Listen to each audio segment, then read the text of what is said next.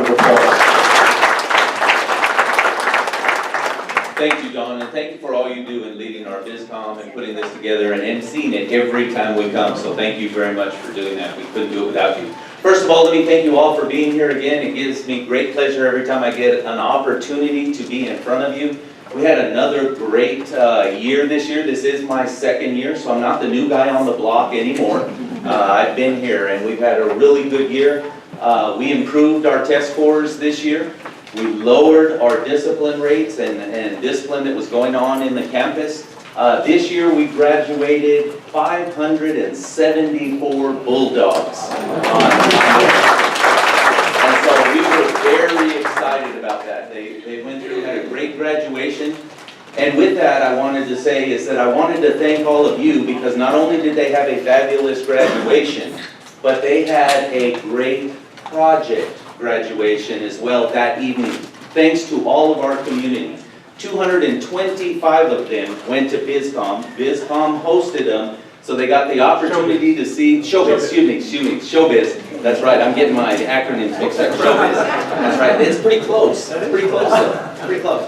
Went to Showbiz, enjoyed all the latest movies, all the latest games, bowling, stayed there all night long, had a wonderful time, but because of your contributions and everything, all the 225 kids that attended got gifts, got wonderful certificates and things, not only to play the games there, but everything they did, the food and everything they enjoyed was for free. So I want to thank all of you for your contributions and everything you did to support our kids at Showbiz. So thank you very much for that.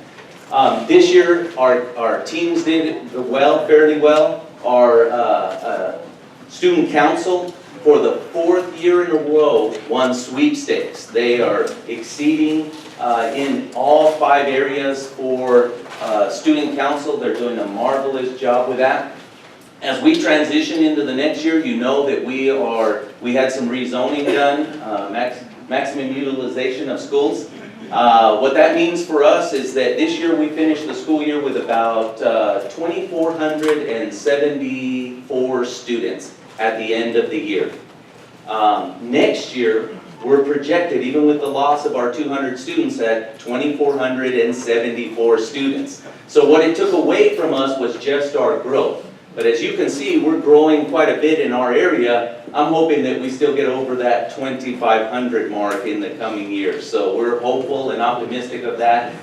You know, the more kids we get in, the more programs we get to offer, and the better our teams are, our organizations are, our school is, and it's stronger with that. So I want to thank you for all your support with Summer Creek High School and everything that we're doing here. I couldn't do it without you. So again, thank you very much, and thank you for being here. Appreciate you.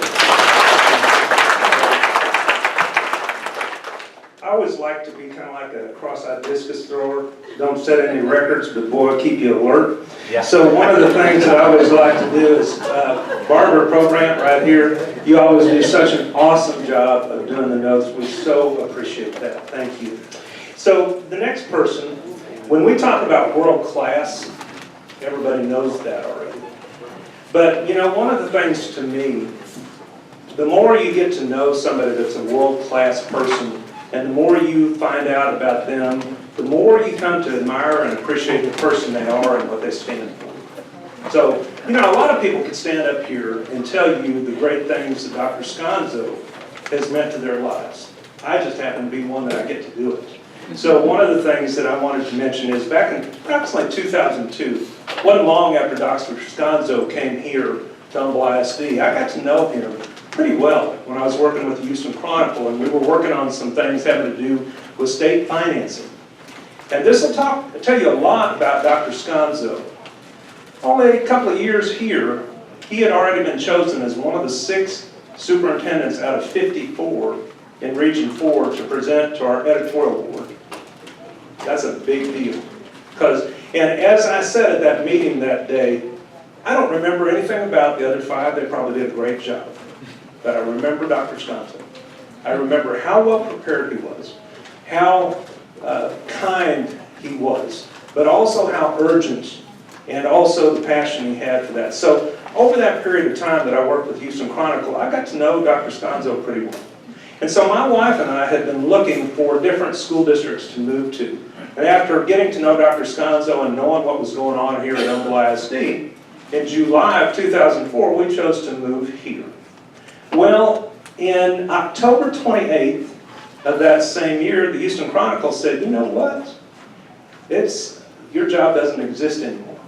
So I was sold money earner. You know, those were dark times. And so one of the first people that I called was Dr. Sconzo. And Dr. Sconzo, I've told you this before, but there's no way I can tell you how much your willingness to help and introduce me to other people in this district, because I really didn't know people here yet, and getting your 6 o'clock answers to emails, I cannot tell you how encouraging that was to help me through that 3-month period, and eventually to end up with Edward Jones. So how do you repay for somebody for something like that? I really don't know. But one of the things that happened, as we talked about in 2009 when we started the Summer Creek Bizcom, Dr. Sconzo has not been just okay with it. He's given his entire support to this. And you see what we have today here, but also you see that in all of the schools of Humble ISD. Where else in the country? None that I'm aware of. And so then, about 6 years ago, probably one of the greatest honors of my career as a financial advisor, Dr. Sconzo asked me to help him plan his retirement. And I can't tell you what that meant to me. Nor can I tell you how hard it was to know 3 or 4 years ago what the plan was. But one of the things that I loved about getting to know him and is that one of his primary things he was looking forward to when he retired was to be able to drive and take his grandchildren to school and be in a mom's line. So have fun with that, Dr. Sconzo. My wife says you're going to like that one time. And I'm not sure. So, you know, last Friday night over at Humble Civic Center, you saw with 400 or 500 people there, I'm not the only one that feels like that. There's a lot of people in this district. And one of the things that I would say to you, Dr. Sconzo, is you have made us much better than we ever would have been without you, much better. And we thank you for that, and we love and appreciate you for that. So one of the things that we have done from the Summer Creek Bizcom, in that night, they had a program that looked like this. It's an 8-page, and it's really nice. And it says in the middle of here, a truly great man. So what we've done, Dr. Sconzo, we have taken that to a printer, and they're going to be doing that professional job of printing. It's going to take a couple of weeks to do it right. But here is a picture of what that's going to look like. We give that to you because we honor you. Please give him a standing ovation.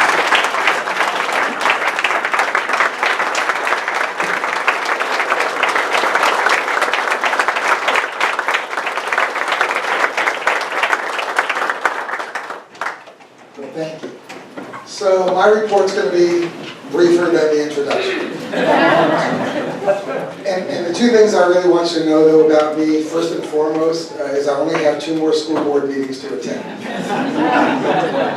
But what I want to share with you, in all sincerity, I'm going to ask that you please hear it from a guy who has invested the last 15 years of his professional life in our community and dedicated to our children.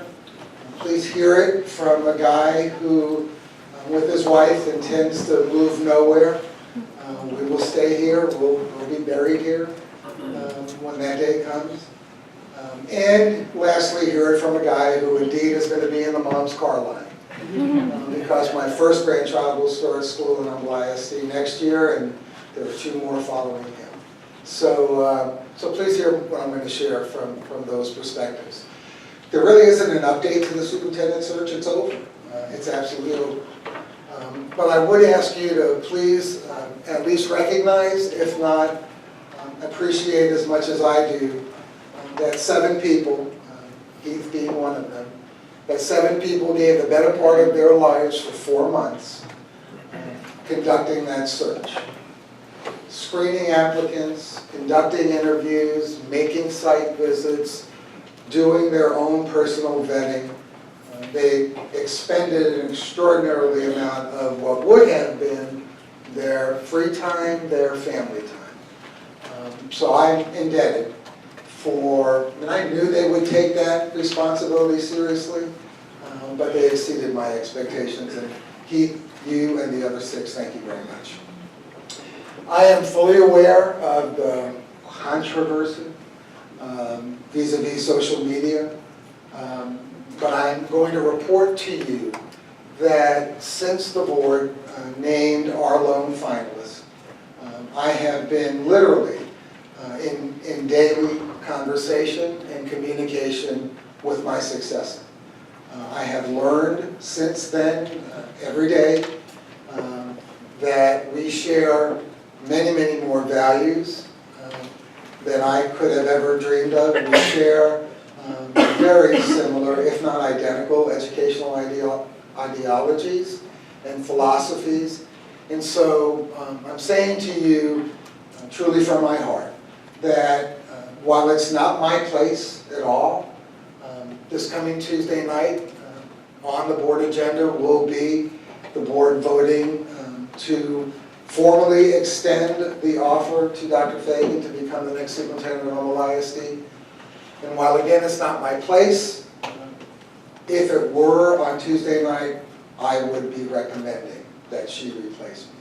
I feel very good about her as a person. I feel great about her as an educator, and very comfortable to have my grandchildren attending schools under her watch. So that's where we are with the search. That transition will continue between her and I, and frankly between the board and I, through December. I will say to you parenthetically, because many of you on a personal level mean a lot to me, I will very deliberately during that transition time be as invisible as I possibly can, because I believe that's the right way to do it.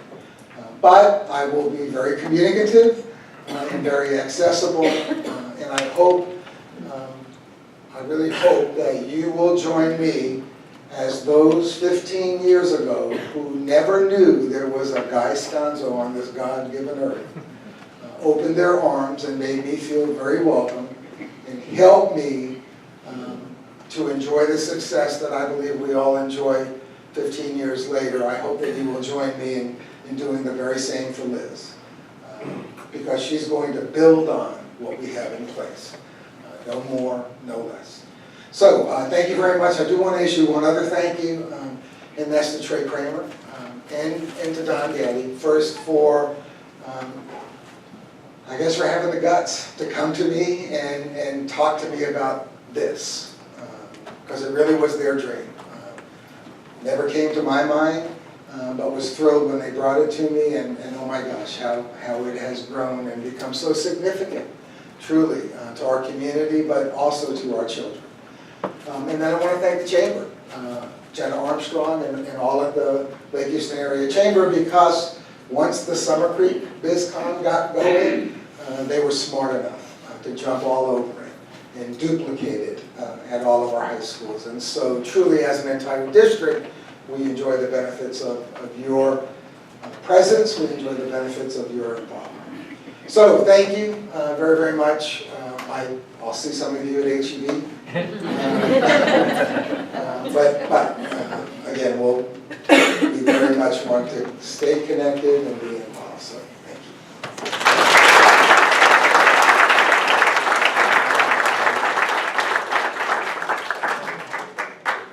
Well, thanks.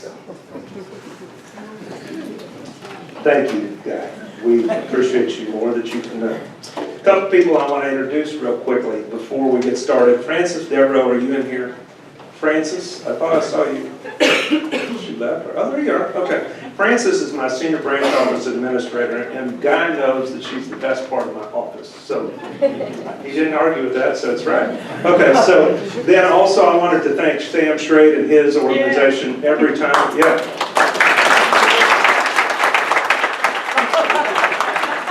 Always working.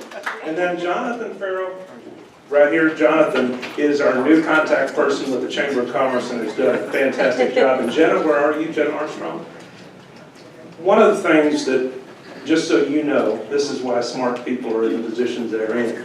Trey had this idea that we should put ourselves under the umbrella of the Chamber of Commerce. What a great move that was. And so the Chamber has just been fantastic and can't thank you enough for all that you do. So, okay, so now, we're just going to move on with that thought process of world class. Now, I'm going to read this to you. You can decide if you think this is world-class or not. And Janice, where are you? So I just make sure, okay, there you are. Okay, great, it's good to see you. So in 2006, Janice Burke, CEO of the Harris County Sports Authority, became the third chief executive and first woman to hold the position since the inception of the organization in 1997. If I'm not mistaken, Oliver Luck was the first one, is that correct? Second. Second one. Okay, last year the entity was named Sports Commission of the Year by the 750-member National Association of Sports Commissions. Houston has been awarded major sporting events to include the Super Bowl, largely at her working on it, Olympic trials, numerous national and world championships, AAU Junior Olympics like at Turner Stadium, etc., etc. She has been recognized locally by Conference USA and Rice University for her outstanding contributions and achievements as a woman in sports, Houston sports industry, identified as a Houston Woman on the Move, named one of the Houston's 50 most influential women. Please welcome Janice Burke Smith.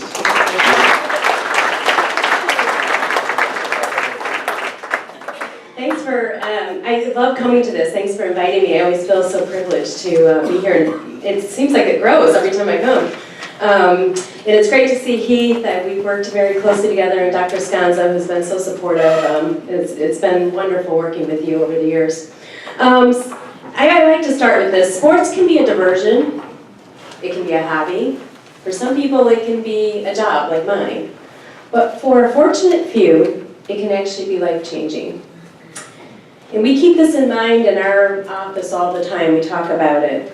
Nelson Mandela is a perfect example. He's the legendary South African activist, politician, eventually president. And he knew better than anyone else how to use sports. And he used it as an avenue to dismantle South Africa's system of institutionalized racism. I don't know if it was because he was a boxer, he was an amateur boxer himself.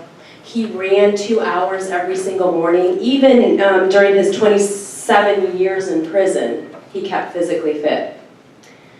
And in prison, he noticed all these different sanctions and groups coming together that they would tape balls together with duct tape and go out in the yard and play rugby or play, different sports. And I don't know if that's why sports became so important to him, but there's no one in the world that he has used sports like he has. And we try in our office to really replicate what we can in our small way in our community.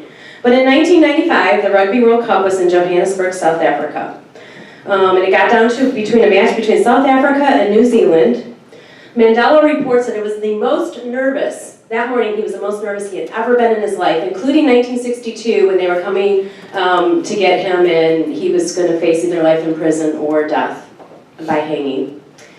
And it's because the Springboks, which was the South African team, had only one white player, or one black player, I'm sorry. It was an all-white team. It was mostly known as a white man sport. And the blacks in that area hated them. They hated the green jersey they wore. The green jersey just represented all the repression that they had felt for many years. But Mandela wanted to set that aside, and he wanted to unite a country through this sporting event. Go figure. South Africa would go on to win, and both blacks and whites celebrated together, and nobody would have been in more shock than the crowd, the 65,000 people that were standing there as he walked out on the field with that green jersey that represented repression. The crowd grew silent, and then all of a sudden they just started shouting, "Nelson, Nelson, Nelson," and it united a country. So when we bring sports to our community, we try to unite our community no matter what it is that we're bringing. I'm going to talk about just a couple because I only have a couple minutes. So, but I love it. I love his, and so this is his, I'll end with this on that note.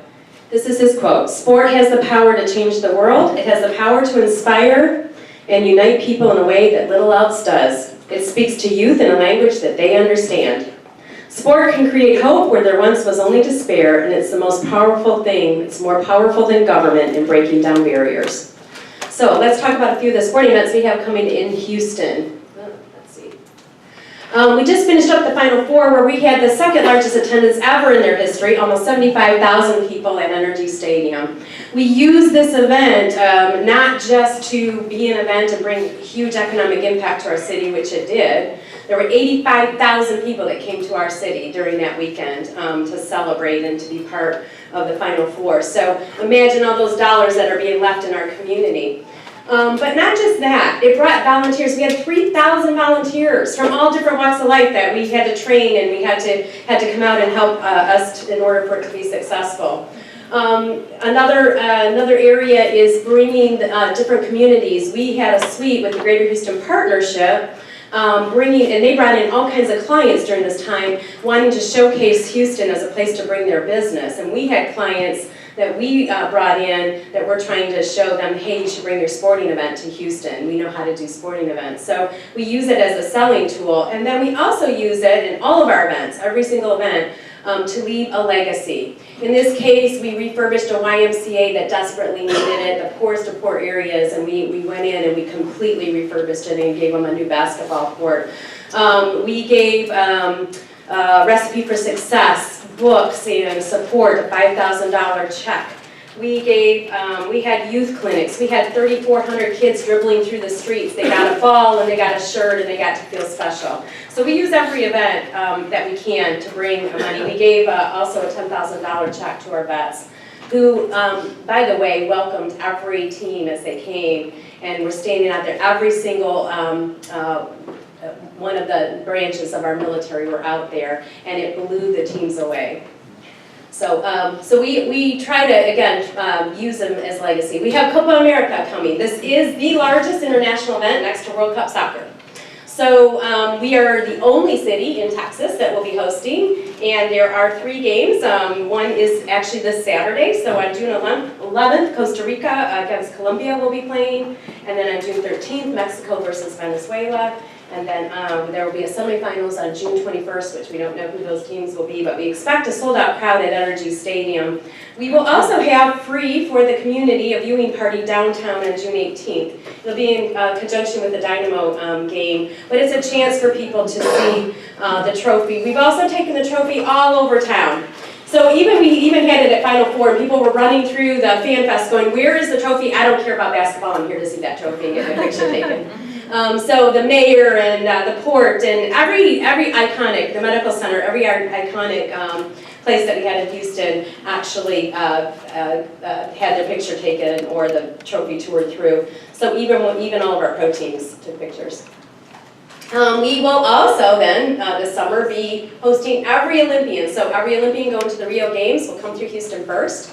We are the processing center. This was something that we went and sold to the US OC. We said, hey, look, back when United and Continental merged, we tried to make lemon out of lemonade, or tried to make lemonade out of lemons. The community wasn't too happy about that merge, but we said, well, we're going to take advantage of it. So we flew down to Colorado Springs and we said, you should do the processing when you're going to the Rio Games right here, because United is your sponsor, and now they're in our city. And the United States Olympic Committee folks looked at me and said, that's a great idea, but that's like 5 years out. How about we practice and you do the Pan Am Games? So we were the processing center for the Pan Am Games and all those athletes going to Guadalajara, and now this summer, every Olympian will come. And it's kind of a neat experience for them, because a lot of these Olympians have been training individually with their own coaches. But when they get off that bus and they see the signage and they see Houston welcoming them, it's like, wow, I'm representing the United States. It really hits them, so it's kind of neat. We have a ton of volunteers that are helping us. Ralph Lauren is the official outfitter, and so we have seamstresses. By the way, if there are any tailors or seamstresses in the crowd, please see me. We need some more. But every person will be fitted. They walk away with a lot of swag, and they get a big swag bag, and Nike's a sponsor, and it's a lot of hoopla. And then we buy police escort, take them to the airport, and send them on their way. So that is happening this summer. And then we have the AAU Junior Olympics to date, because of the stadium that you have, Turner Stadium, which is a big part of the Junior Olympics. We have put over $2 million into Turner Stadium through this event and through other events, track and field events. So I thank the school district, I thank this community for having a vision with us. years ago when we said we want to bring the Junior Olympics, and we had all the other sites because we can do all the other sports at George R. Brown and Memorial Park, but we did not have a good site for the track and field because they need a lot of land. It needs to be gated in. They had to have so many seats, and even our universities didn't have that. And I came out here, and the school district had a vision, and together we have built this. So because of the Junior Olympics, we were able to host the USA Track and Field Nationals 2 years ago, and now we have. We've also been asked to look at Olympic trials, and that's really because, and people wouldn't guess that would happen out here in this community, but that's because people here had a vision. So we appreciate it. This year we've been chosen. It's their 50th year anniversary. We did such a great job in 2012. They wanted to come back on their 50th anniversary. We will be doing an opening ceremony. I hope that you'll come out and support the athletes. We'll have about 15,000 athletes between the ages of 5 and 18 throughout a 10-day period. And we'll be doing the opening ceremonies at the Campbell Center. And that's just a picture from the last time they were here. We will do 2 Gateway to Gold events.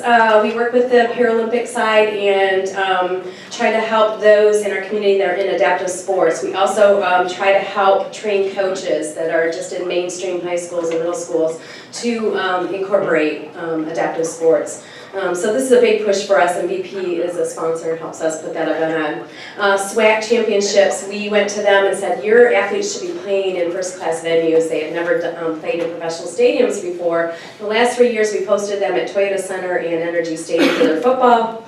And we hold the record, attendance record for basketball and the second highest for football. We get about 40,000 people out. But more than that, we do a lot in the community. We gave 5 scholarships out. We bring all 10 historically black universities into the stadiums, and we had them waive all of their enrollment fees. We had counselors there to help kids enroll. We had about 3,500 students. Most of them, their families have never had a college graduate in their family. They're the first. And it was really rewarding for us to high-five them as they were walking out of the room saying, I'm the first to ever enroll in college. So we use sports to do that. And then just last, the Super Bowl. I mean, everybody's aware of the Super Bowl coming. We are getting the downtown ready. So there's a lot of construction going on right now. There is a second hotel going on that will be attached. So we'll have 2 convention center hotels attached.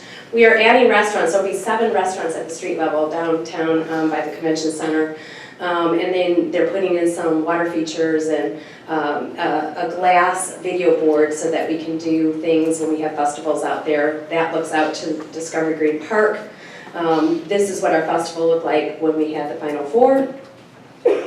And the river that will be in the new Marriott is in the shape of Texas, which is pretty cool.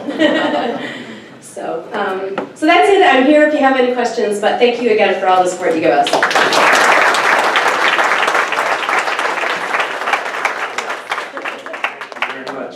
It's amazing, isn't it? Man, we appreciate that. So world class, yes? Yes. Yeah, okay. So next group that we're going to be talking about, let me just talk about this real quickly. 6 world championships, a TV series that I believe ran 8 years, about 150 movies or something like that, and a heart of gold. Well, that just describes the person that's at the heart of Kickstart Kids. We're so excited to have with us today Lauren Postler, who is Director of Development for Kickstart Kids from Chuck and Gina Norris. Please give her a round of applause.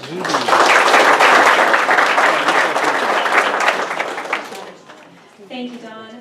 As Don mentioned, I'm very blessed to work with some pretty incredible people. Legendary, in fact. When I told my friends that Chuck Norris was going to be my boss, she said, well, really? Isn't he everyone's boss? So today I'm very pleased to introduce Mr. Norris's right-hand man and woman, Masters John Hurrick and Sonia Moreno White. Together,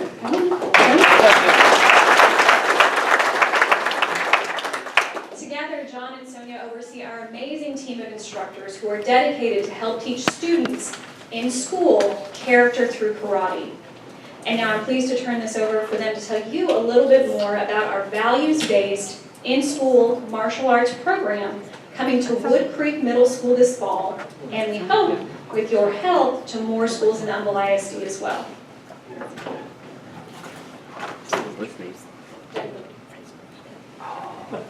Good afternoon, everybody. Thanks for meeting with us today. Like Lauren said, my name is John Kirk, the Director of Operations for the Foundation. To my left, the other young lady, I feel very, very safe. She is a 5th degree black belt herself. So if I'm not around Mr. Norris, I'm around Ms. Moreno, so I'm covered. People got my back. So thanks for taking this time with us. The ultimate goal of Kickstart Kids is not just to teach punches and kicks. That's kind of the carrot or the tool or the vehicle that we use to grab kids, to pull them in so that we can focus on integrity, honesty, compassion, reaching out, goal setting, something that's going to make them successful and shoot them on to college to maybe get a bachelor's or a master's. I believe Lauren has a 3-minute video. It's basically a brief description of what Kickstart Kids is about.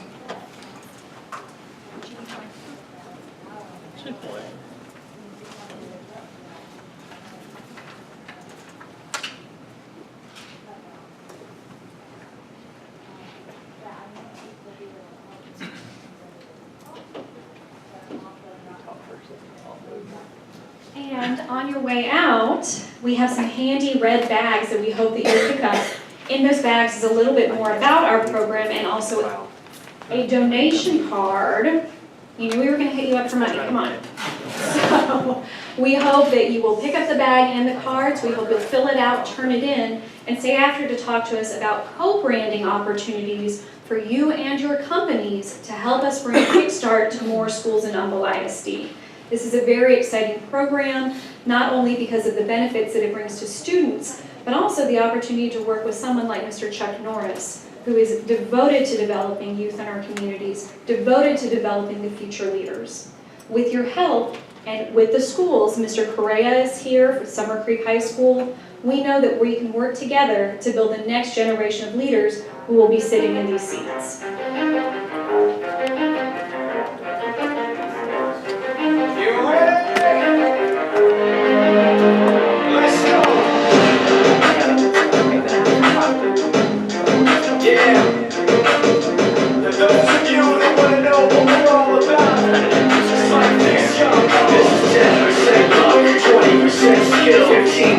Concentrated power of will, 5% pleasure, 50% pain, 100% reason to remember the name.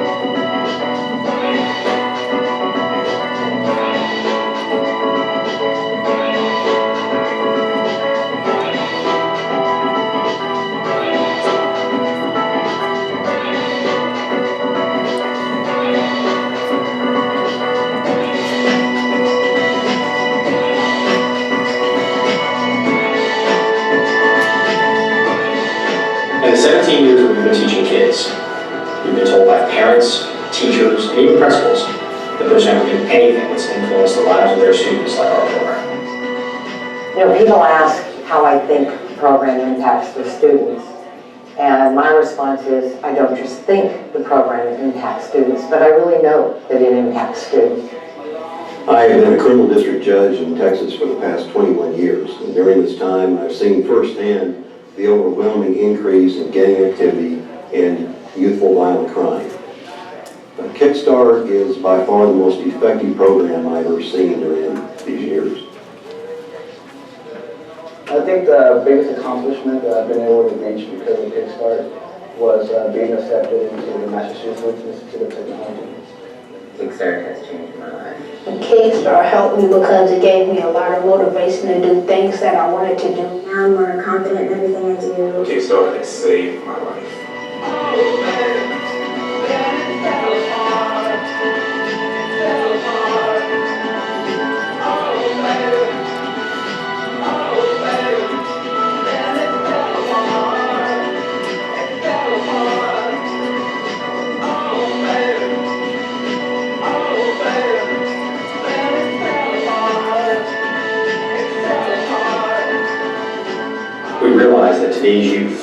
scientists, astronauts, law enforcement officers, even world leaders. It's our job to make sure that they have everything they need to make a better future for themselves and for us all.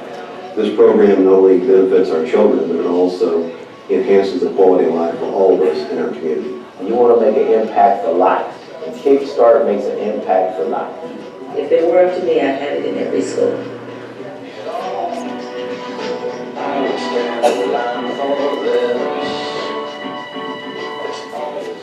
Okay, excuse the outdated video we have. We're actually in 52 schools around the state of Texas. And what we're trying to do is focus on Texas, use Texas as a beacon state, and saturate Texas and demonstrate to the rest of the country what we have so great inside of Texas. And I second what Ms. Burke said a little bit earlier when she said that athletics can change a person's life. And that's exactly what our program is about. It's saving and changing children's lives by using the disciplines and philosophy of the martial arts. Now, a lot of people might be sitting out there and saying, well, why martial arts? Martial arts does a lot of things for a young youth.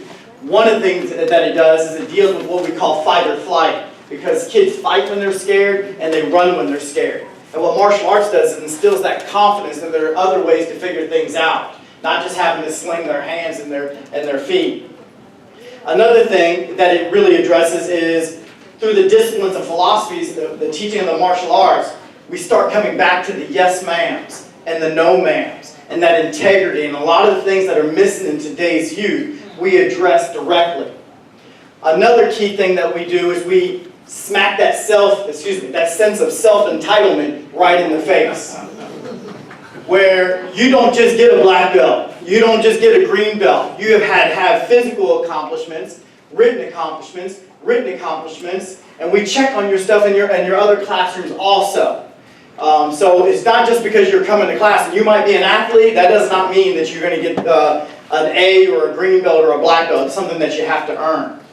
Now, the next question is why Kickstart Kids? Why can't I just go down to the local karate school, hire some karate guy to put inside my school?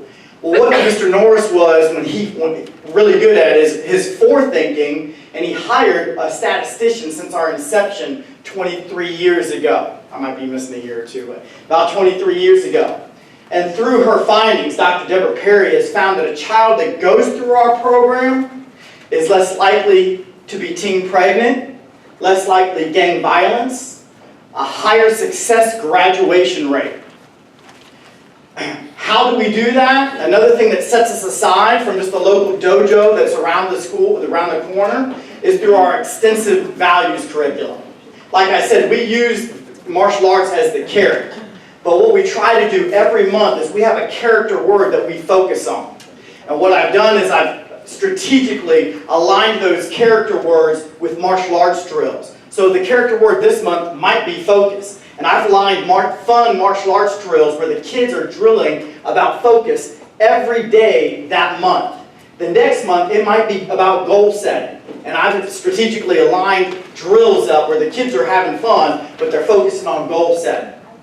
If they become a black belt, great. If they don't, great. What we want to do is in those 3 years that we have them in middle school is equip these young youth with the tools that they need to be successful in our communities. We want to show them if you can get a black belt, which is a 4 or 5 year degree, you know what? I can go get my bachelor's. Hey, I got my bachelor's, you know what? Let me take this to the next level. I think I can get my master's. That's what Kickstart Kids is about. And in closing, it's going to cost us as a community $50,000 to send a kid from Humboldt to the correctional facility. It costs $50,000. It costs $650 to take that same exact kid and put him through a Kickstart Kids program, which is less than $2 a day. So when we're thinking about it, we're going to spend our money, let's just try to make sure we do it intelligently. So I'm done. Thank you guys so much for coming out. And unless I missed anything.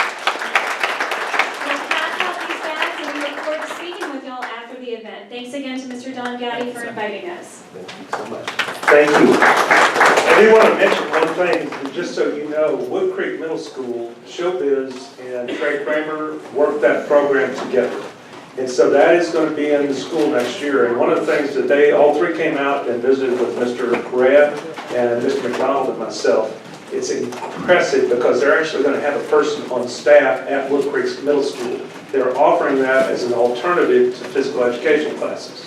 And just, any idea if that's a popular one? 120 people signed up, 40 on the waiting list.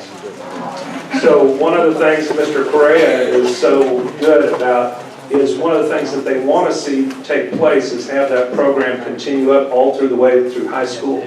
We've got a perfect place to do it here. Mr. Correa is all over this. And also, I would say our Education Foundation, and I see Starkington, it's good to see you. And then Jerry Monbaron was there, and they're working closely with Lauren about that. So what a great place. Okay, world class, right? Okay. So coming up next, Matt Brock, are you here? Okay, Matt, it's good to see you. I was so excited when I found out that Fidelis Realty was going to be taking what we call down here Westlake Village. And Matt Brock is here to tell you about all that stuff you want to know about Kroger and everybody else down there. Matt, come on in for a round of applause.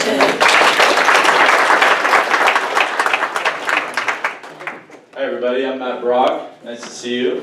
Thanks for having me, I really appreciate it. I'm excited to give you all an update about Westlake Marketplace, which is our shopping center just out here that's under development, as well as touch on a couple of our future projects that we have going out in this area.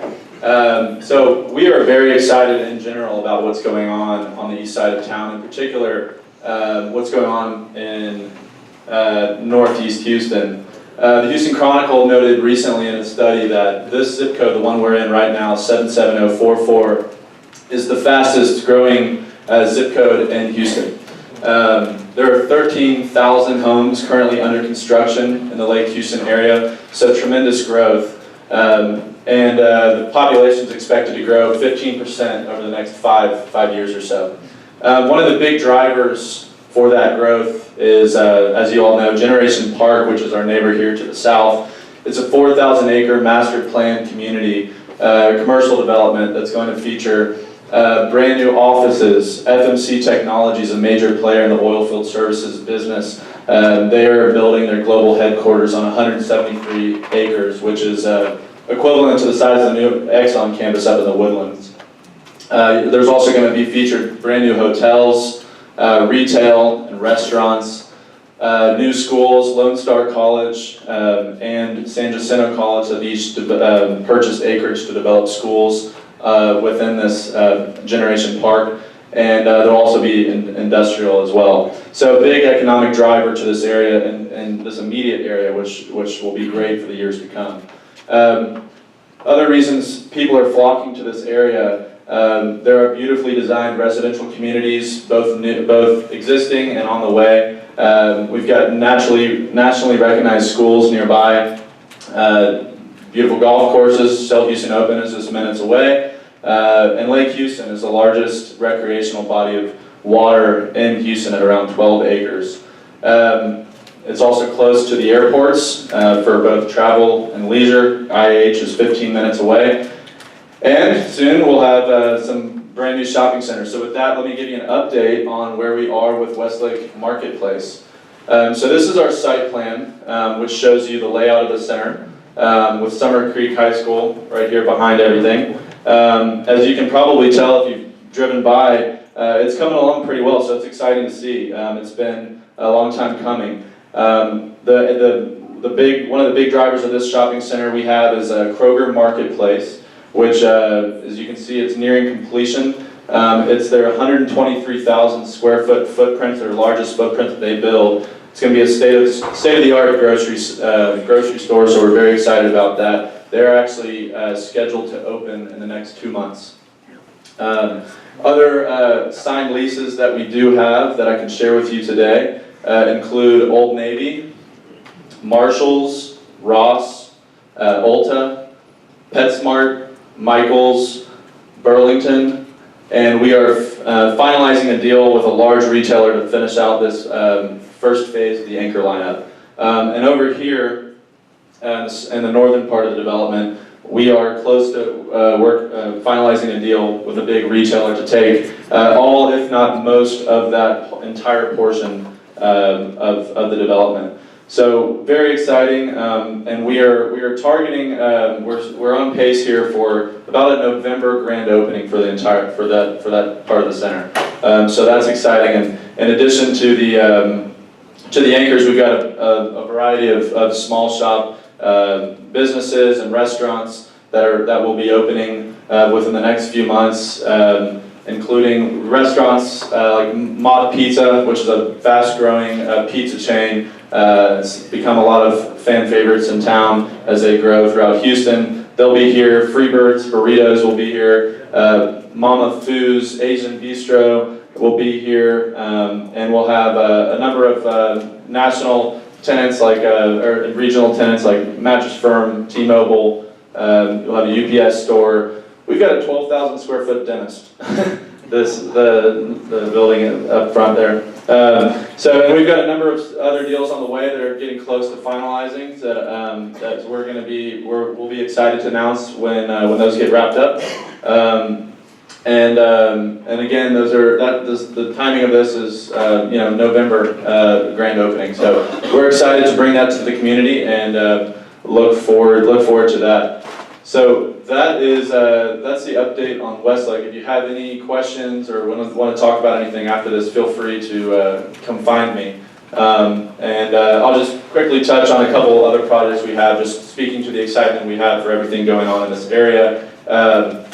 We have recently acquired the San Jacinto Mall in Baytown, which has been in long need of repair. So that's a project we intend to completely, for the most part, take down the mall and rebuild a huge new open-air shopping center. It'll be about 1 million square feet, where this center out here is about 600,000 square feet. So it'll be a big project. And then a little further east along I-10 in Mont Bellevue, we've JV'd with HEB to build another power center there at I-10 and Eagle, which will be right outside the intersection with the Grand Parkway as it extends to the east side. So that's all I've got. Appreciate it. Thank you so much. Every time that we put together these programs, we always think that we're going to have extra time. That doesn't happen. So one of the things we know that if you have to leave at noon, please do so if you need to do that. But please, I ask you not to talk while you're doing that because we've got some more things. And then we're going to have a chance for everybody that's here to be able to stand up and say 30 seconds about what you're involved with. So that's great. And so, and the next person that we've got coming up, when we talk about world class, when the Chamber of Commerce hired Michael, we hired somebody to do a job. He came, and if you talk to Michael at all, the word that comes to my mind in all reality is brilliant. And I mean that from the bottom of my heart. He has taken something that we wanted as a chamber for him to do and taken it to an entirely new level. And we had a conversation after a golf tournament that to me is crucial to our organization and our community, because one of the things that he's talking about today is sustainable growth in communities in spite of what happens to oil and gas or any other sectors. So Michael, please give him a round of applause. World class. Thanks.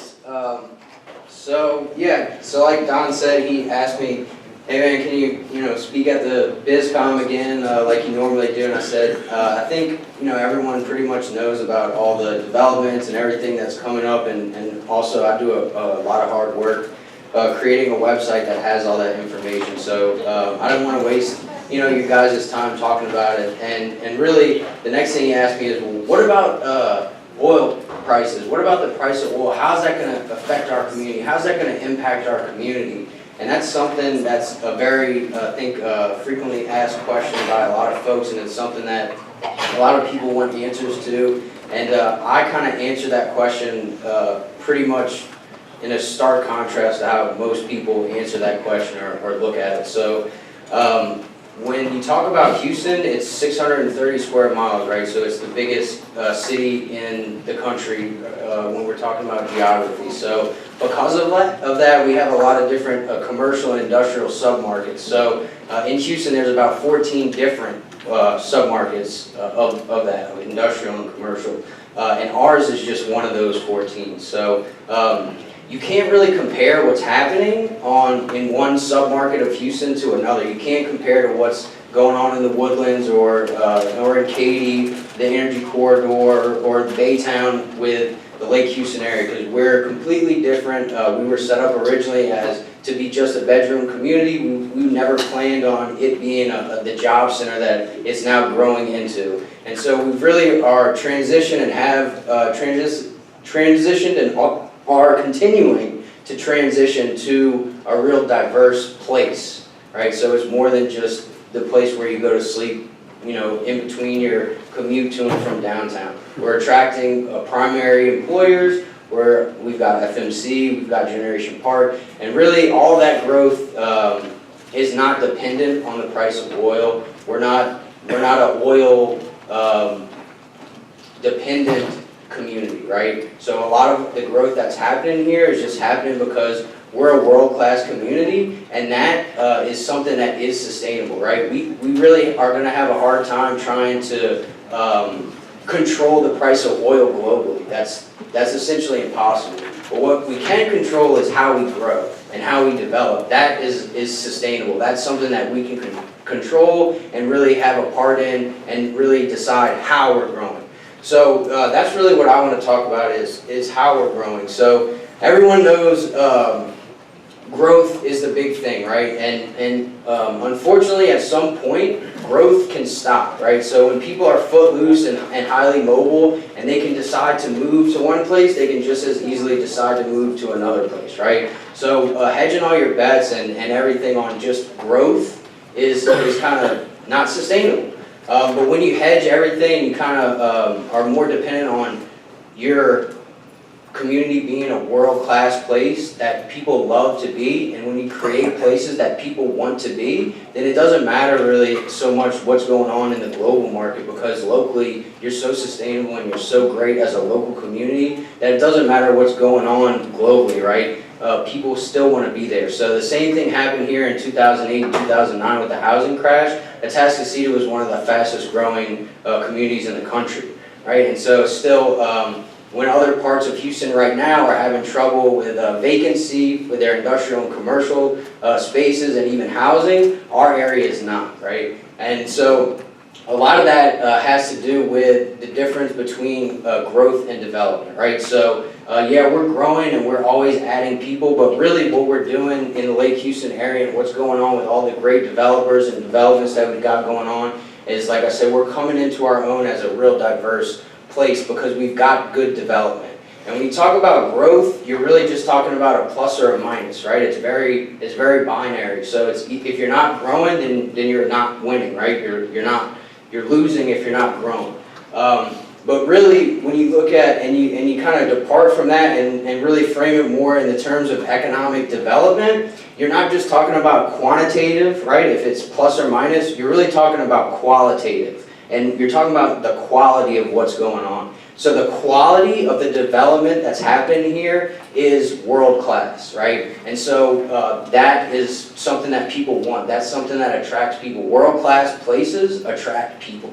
And more so, places that are, especially places to work, like FMC, if you ever have a chance, which I don't know if you will, to tour because it's very secure, it's on the level of a Google or an Apple type of campus, right? So that does nothing but attract the best and the brightest from not just around the country, but around the world. And that's what we've got here with the new commercial and industrial development that's happening in the Lake Houston area is really quality development, you know, and it's not so much dependent, although it is meeting demands that are coming from growth, it's really, the thing that's important is that how well it's being done.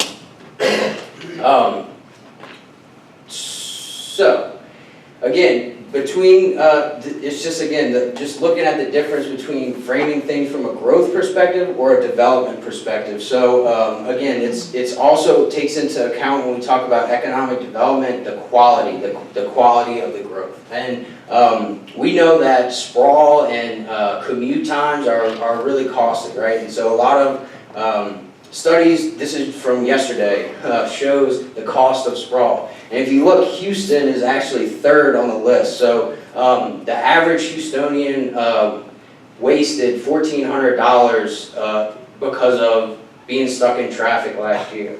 So what's happening here in the Lake Houston area is we're having job centers come up here. We have Generation Park, which is one of the biggest in Texas, right? The newest job center, 4,000 acres, at build out might have 40 million square feet of office space. They're already built the first Class A office space ever in this area, and Redemption Square will have a 5-story office building that again will be, besides FMC, the next first and only Class A office space in this whole area, right? And what that does is that allows people to live and work in the same place. So when you can allow people to live and work in the same place, that increases your quality of life and it increases your standard of living. And again, that is a sustainable model, right? Living where you work and working where you live. And then spending that money instead of all of our highest incomes leaving this area to go to the Woodlands or the Galleria or the Energy Corridor or the Central Business District, where at lunch they're going to go out and spend all that, the money that they're making, you know, shopping or eating lunch. We get to keep all that stuff here, right? So when we have this primary job employment development that's going on, and I have a couple more lists of that, we see that we can cut down on that commute time, and that will really add to the livability and the standard and the quality of life and living that is already great in this area, and it's just going to make it greater. So again, back to the oil price question, then like I was saying, there's a big difference between the east and the west. So our area, the Lake Houston area, is well positioned. I would say probably more well positioned than any other community in the Houston area, because we're close to the $50 billion. Actually, if you get on the Beltway, it's 20 minutes to $50 billion worth of petrochemical investments in construction and development that's going on right now. So all these homes that are being built out here, we're not being built out because we have job growth that's going to allow for folks that get these new jobs to have a great place to live, to work, and to play that's right near their jobs, right? So having more job growth and becoming more of a job center is really brings us to that next level. So we've always been a great community, and with the quality of development that we're having, it's just going to make a great community that much greater, and really make our community, the Lake Houston area, a world-class community. So these are just a list of the upcoming projects that are really of the highest quality, and like I was saying, it's growth is great, but sometimes growth can stop. But if you're a place that is of the highest quality in commercial and industrial and residential real estate development, then you really don't have to worry so much about these kind of volatile global economic forces that are taking place. Because, like I said at the beginning, great people go and they want to be in and live in and work in great places. And all of these types of job growth, for the most part, is coming from existing businesses, right? So Insperity, typically ranked as one of the best places to work in Houston. Their headquarters are right here in Kingwood. They started in Kingwood. So the Lake Houston area has a great track record, a great proven history of folks who start businesses and can grow businesses into world-class businesses. Insperity is a great example. DeLorean Motor Company is also a great example. So these are all existing businesses, and that's what economic development is. The dream of an economic developer is for an existing business to expand, and the great news about the Lake Houston area is a ton of our existing businesses that have been doing business and operating here and were founded here are growing here, right? So they're not going to the Woodlands, they're not growing and leaving the area, they're growing and they're staying put. And all these companies, Northeast, Memorial Herman Northeast, as Heath mentioned, a lot of manufacturing, industrial, logistics, distribution, warehousing, those are really the wheelhouse of the Lake Houston area for our industries and our businesses, and they're all growing. They're all adding jobs, and it's like I said, the dream of an economic developer for an existing business to expand. So all of these developments are of the highest quality. International Tech Park Houston is going to be the first, and for a long time until someone else builds one, the only Class A industrial space on Highway 59 from the CBD all the way past Cleveland. So a lot of good things are happening, and it's, like I said, it's of the highest quality, and we're not overbuilding, we're not, you know, it's not all on spec, right? It's all, as this will show you, our vacancy rates on the east side of 59, especially over here for industrial, for office, for commercial, is starkly less vacant than that same type of real estate on the other side of town. So that's really what I was here to say. Like I said, Don wanted to get me up here to talk, and this is really what I want to talk about, is that we're growing and we're developing in a quality way that I don't believe a lot of other communities in Houston, in Texas, or in the country can really say. And from the perspective of, if you just want to think about in terms of population growth, the most recent Humble ISD demographic study that was just released earlier this year shows that, and most of that, half of it, in fact, on the Westlake Houston Parkway corridor, the amount of growth that we're going to have could be anywhere up to around 45,000 new residents in between here and 2025, I'm sorry.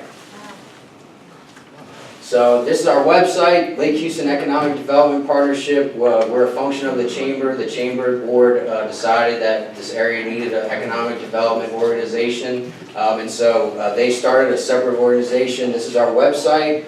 It's always up, and you can take a look at our map, which is right here at the bottom. And it will give you an overview and link you to the developers of all these business and real estate developments that I have listed on there that you can go look at on your own time. Thank you.